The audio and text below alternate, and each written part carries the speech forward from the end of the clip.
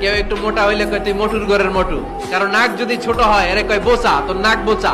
থামেন, অনেক হয়েছে আর না, এগুলো বলা যাবে না। কারণ কেউ কারো চেহারা বানানোর দায়িত্ব পায় নাই, এটা আল্লাহ তাআলা নিজ হাতে রেখেছে, নিজে করেছে। তাই কারো আকৃতি নিয়ে ব্যঙ্গ করলে স্বয়ং আল্লাহর সাথে ব্যঙ্গ করার শামিল। চিল্লায় বলেন ঠিক কিনা?